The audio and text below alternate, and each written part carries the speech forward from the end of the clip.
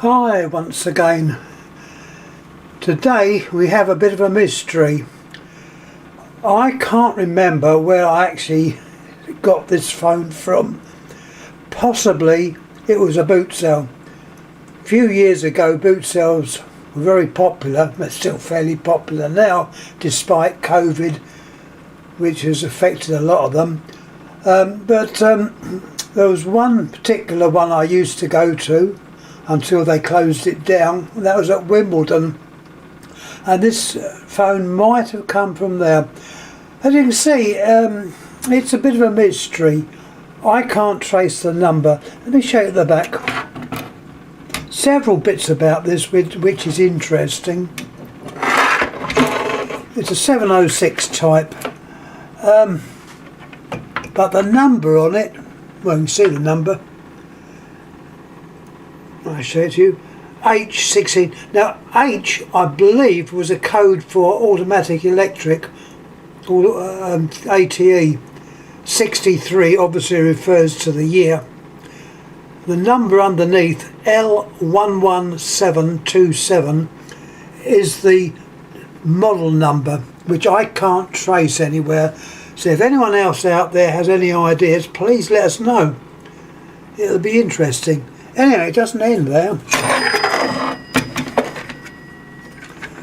Turning it over, you'll see I've removed the dial, which would have been connected to that, because it was jammed up.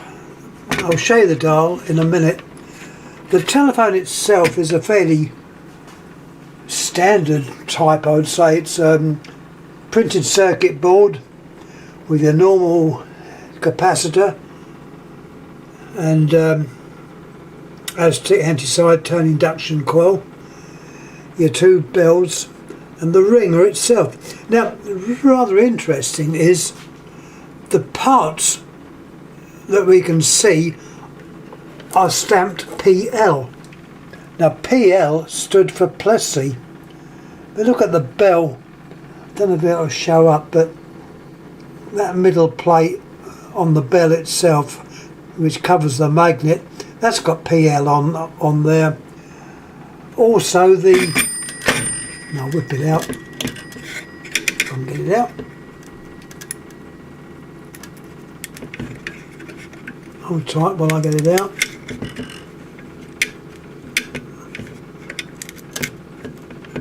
It's a tight fitting. Surprisingly, with one hand it's quite awkward. There we are. We got the regulator. That too has got PL on it. Shows you this, a standard regulator with the little bulb painted out. I did explain why they paint them out. Originally they weren't painted out, and if you lived near to the exchange and you picked up the receiver, this little lamp would glow, and some people thought the phone was on fire. And one bright spark, so I was told, dropped the phone into a bucket of water. Must have done it a world of good, cleaned it out. So after that, makers decided to cover them up so you couldn't see the actual filaments of light. It was only happened if you were near the exchange. Anyhow, that is marked PL. You've got your normal connections. Funny enough, one of the cords had that label around it which says GEC, which further confuses the issue. Some would say it's probably a marriage. When you're talking of marriages, you normally refer to, in antique terms, two items that have been put together which are not connected in any way, and it's said to be a marriage. Alright, these phones were made by several makers and they were made to a standard part design, so they're interchangeable, so it's just as likely that certain bits could have been changed. But it seems strange that the underside indicates ATE automatic telephone and electric, with the board bearing parts made by Plessey. I think they were interconnected somehow.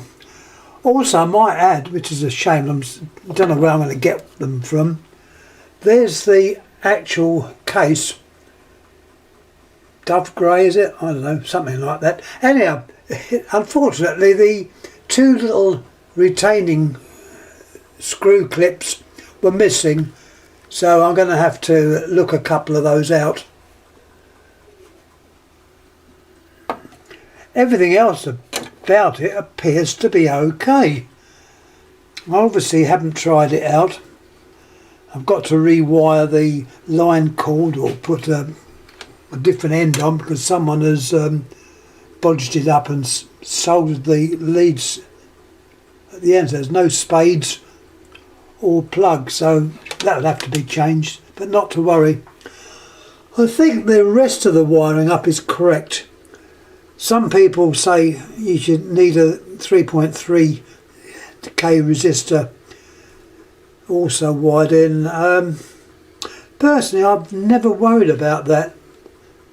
I know it's to do with the actual ringing, perhaps because I've got too many phones ringing on mine that it just cuts the ringing down. Anyhow, let's have a little look at the dial. Now the dial is different, and it is the same dial as I showed on my ATE phone a few little talks ago. This dial was completely jammed up, it just wouldn't work, but a little bit of clock oil and it's got it working. I had to remove the dust cover and the ring round it, which I shall obviously put back. But there's the dial itself. Now, unfortunately, I can't show it working or moving around because I've only got one pair of hands. So if I put that phone down there, I can point to the various bits. You've got your little ring here, which dials out your pulses, and that is actually movable. I don't know if I can show, I don't think I can.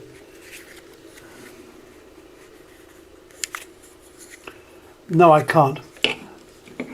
Suffice to say that as you dial, that ring moves around, and when you release the dial, it goes back and operates a spring set underneath there, which you can just see. Sorry, it's not very clear. And that is your impulse springs. The spring sets that you see on the top are your dial off normals, and once again, as you turn the dial, and I can't show it because I've only got one pair of hands, this lever here goes around and engages in those pair of spring sets. Very clever actually how it works. So you put, I suppose you'd call them buffer blocks if you're talking about post office relays, be buffer blocks. Well, this has its own buffer block which is moved in and out, and it obviously, by moving it out, operates the spring set, so you get your shunting, if you like, of your earpiece, and connects the other part up so you can send out a pulse. Anyhow, I'm pretty sure this dial was based on the ATE automatic electric dial, which was then based on the American style of dial. It's certainly a modified form, but it's very, very close to it. Beautifully made. The only nasty things about it is those plastic discs. It's probably it's a form of plastic, which I know I tend to look down my nose at, but it's lasted. All right, it dried out, that's why it stopped working. A little liberal application of clock oil has got it going again. There's your regulator in there. You've got a worm drive. The regulator obviously controls the speed, so it's 10 pulses per second. I did say that the cover was all removed, which I've got to put back before I reconnect the dial. Turning it over, you've got a number for fire or something or other.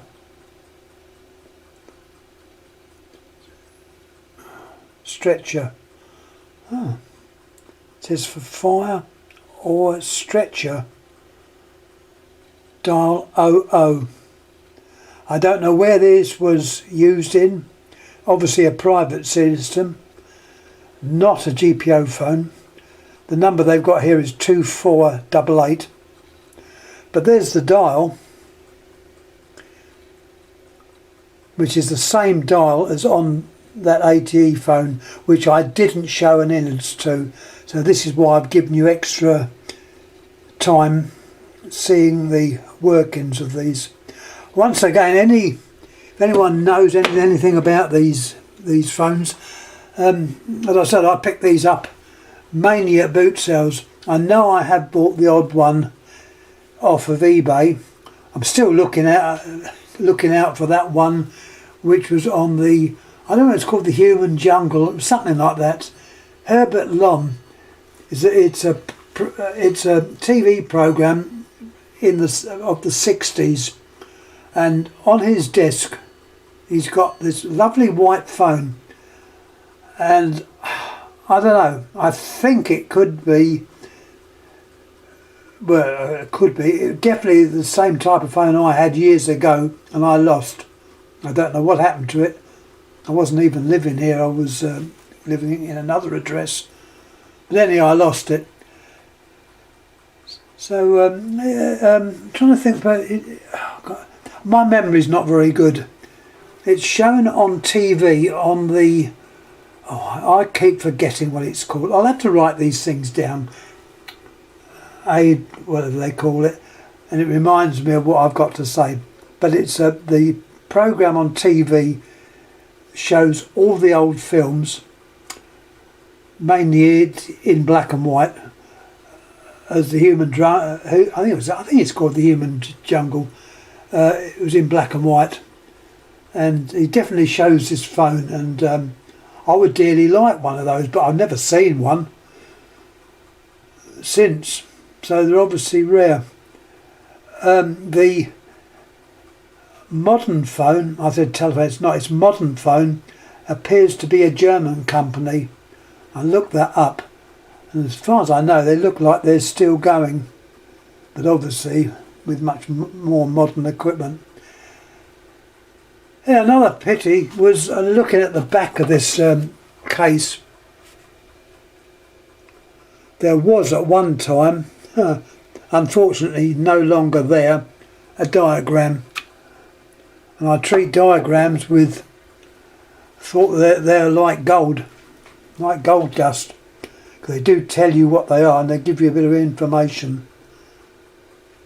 Also, the dial itself, I can't do it because I've only got one hand.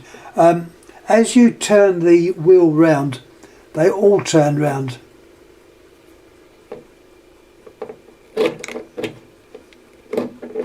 I can't show you doing it, but the number or the chevron in there also moves round as you dial, which is unlike a lot of other dials. Oh, and lastly, before I drive you all to sleep, here is the actual inserts within the handset. You've got the standard insert, rocking armature, and that's got an H on it as well, H63, which would indicate it's ATE. The microphone or transmitter is the old style. These were quite good. They were fitted to a lot of the older telephones and to the Indian phones. Indian phones use a lot of these to modern times, and there's a number on there as well. Lo and behold, it's H73.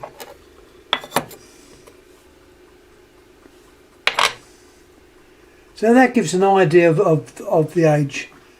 So it looks like a marriage between Automatic Telephone Electric and Plessey, which I believe was linked at some time. There's been so many mergers and demergers, and names have come in and names have gone out. So anything is sort of possible. And the fact that the phone's obviously been somewhere for many, many years before I got it. So anything could happen. Anyhow, there's the cover and the screws. Always make sure, if you take stuff apart, photograph it or put it into a little dish. Also, I photographed the positioning of the wires to the thing. I don't know if I can show it. There we are. On my phone there, I photographed the connections to the dial. It's essential. When you're my age, memories go, and I forget which wire goes to where, but down there. So, when I put it back, I know exactly where the wires go. Anyhow, I'm going to finish now. I hope you enjoyed these.